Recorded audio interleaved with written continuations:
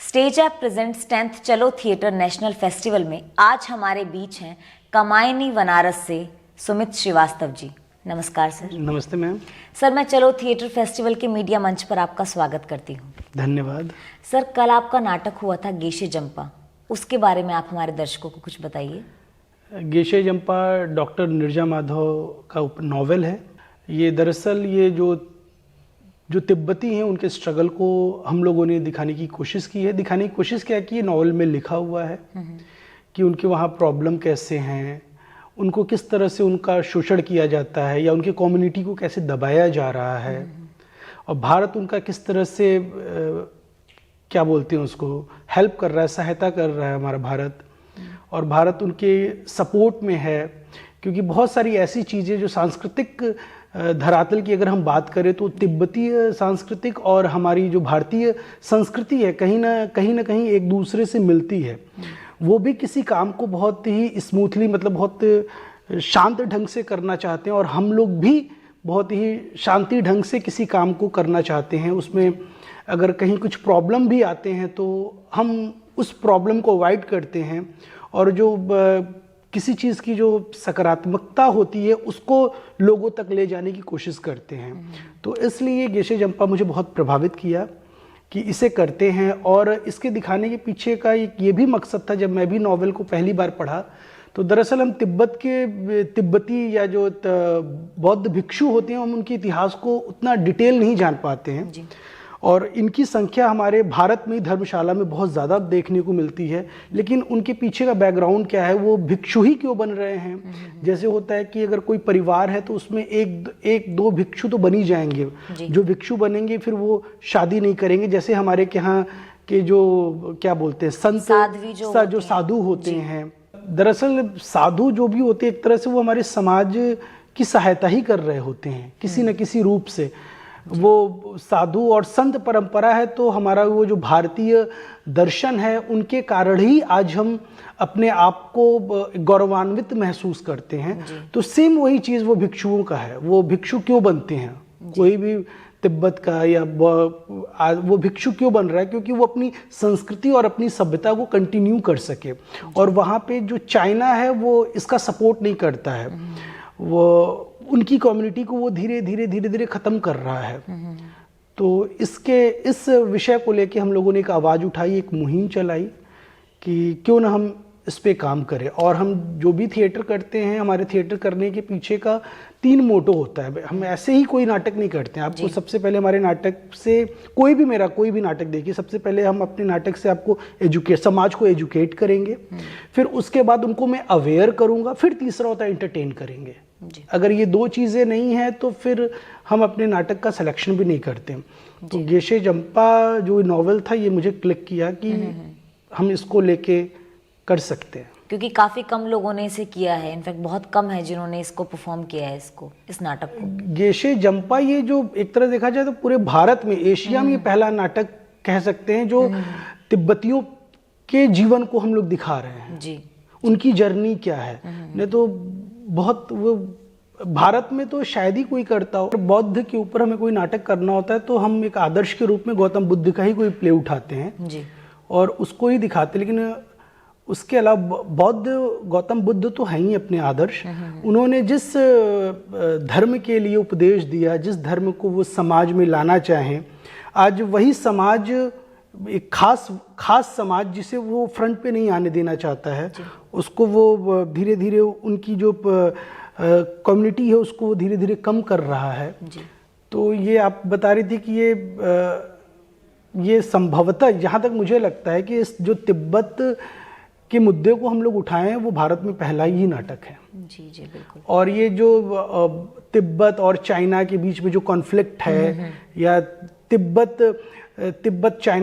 China Tibet का support नहीं कर रहा है, भारत उसका सपोर्ट कर रहा है। भारत के साथ साथ अमेरिका भी इसका सपोर्ट कर रहा है जी।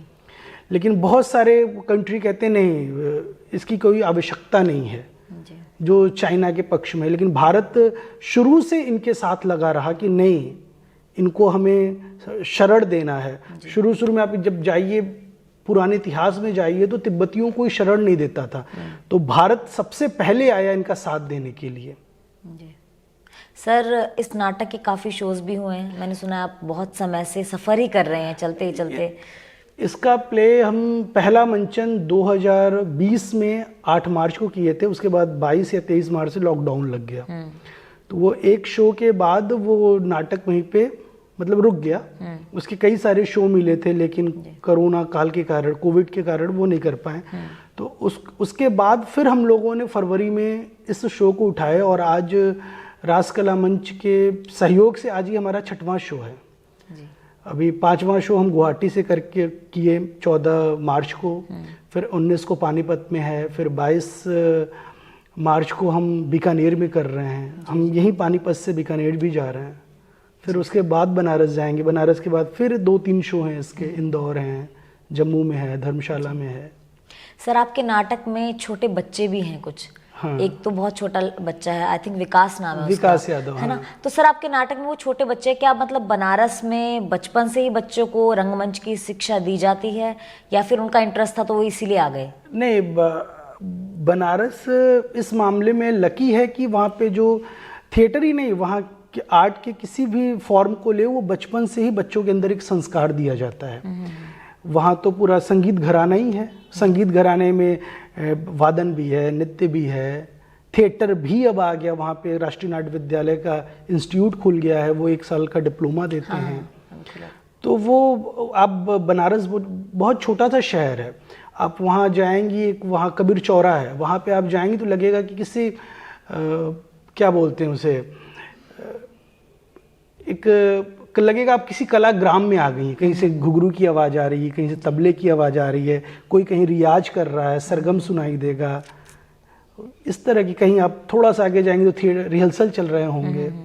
और बनारस में बहुत सारी सक्रिय संस्थाएं हैं जो सिर्फ बड़ों के लिए थिएटर नहीं करती, वो बच्चों पे ज़्यादा फोकस करती है। तो वो चिल्ड्रन थिएटर को लेके हमेशा हर महीने या 2-3 महीने पे एक वर्कशॉप लगते रहते। तो विकास यादव वही के एक प्रोडक्ट, वो वैसे ही मेरी भी यात्रा रही है। मैं जब 12-13 साल का था तो थिएटर किया था पहला, वही जो चाइल्ड थिएटर वर्कशॉप होता है। जी। तो सर निर्देशन में कितने सालों से काम कर रहे हैं? मैं निर्देशन में 2010 से कर रहा हूँ।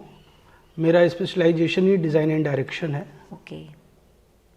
सर आपको तकलीफ नहीं होती, मतलब जैसे छोटे बच्चे होते हैं कई बार ना, बच्चों के अंदर होता है ना कि हम यहाँ खेल ले, वहाँ चले जाएं, तो कितना मुश्किल रहता है बच्चों के साथ काम करना, उन्हें समझाना कि नहीं बच्चे, इसका ये भाव है क्योंकि गेशे जंपा एक ऐसा इंटेंस नाटक है, मतलब उसके लिए समझ होनी बहुत ज़रूरी है। क्योंकि आपके जितने भी एक्टर्स हैं वो काफ़ी मैच्योर हैं, लेकिन जो बच्चे हैं, बच्चों के अंदर भी वो समझ दिखाई दे रही थी।